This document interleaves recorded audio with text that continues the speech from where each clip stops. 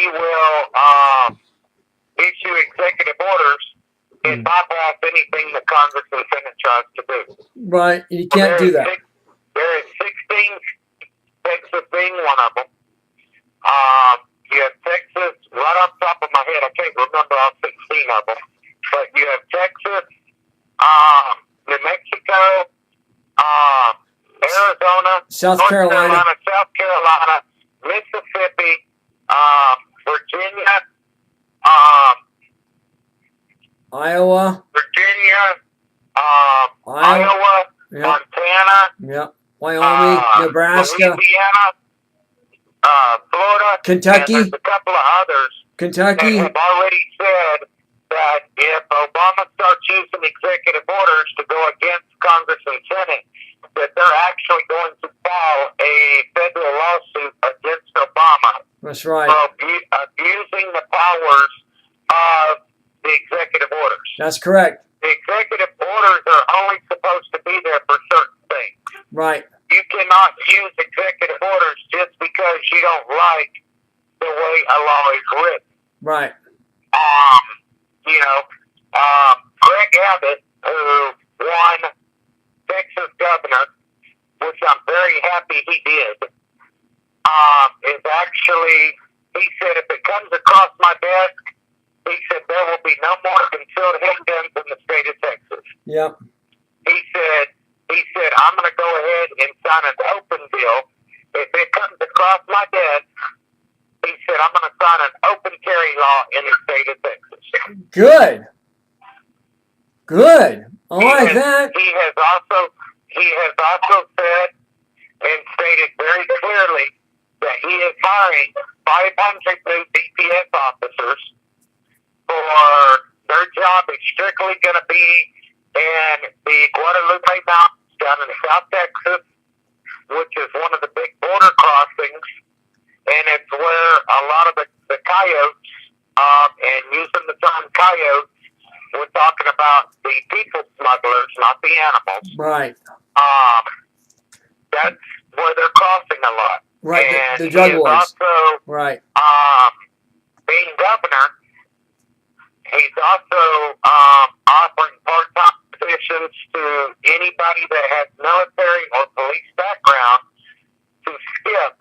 Normally, in order to be a Texas Ranger, you have to have your police academy, you have to have X amount of police hours, and you have to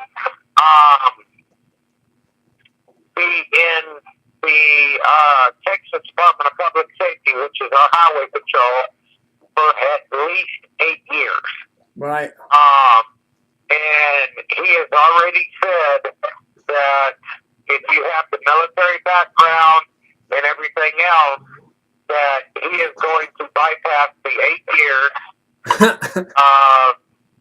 of being in the highway patrol for 8 years and let you sign on as a part-time Texas Ranger. Cool. I'm actually waiting for that because I don't know if you've known since the last time we spoke, but I now have a service dog. He is what is called a pocket pit. He's a miniature pit bull. Mm-hmm. He won't get over 65 pounds. And I love him to death. All his commands are in Bosnian, and that's so no one else can control him. And I've found out from, and he's not the dog that's barking. That's one of the other dogs that we have here at the house. But my dog is very silent unless something's wrong with me, and he's trying to either get mama's attention or get someone else's attention if I have a panic attack or whatever. Mm-hmm. But I've already contacted the state, and they said if I decide, because of my military and my government background, if I decide to apply for the position, they'll not only swear me in as a part-time Texas Ranger, they will swear in my service dog as a part-time Texas Ranger. Mm-hmm. So it is a job that I can do with my service dog. Right.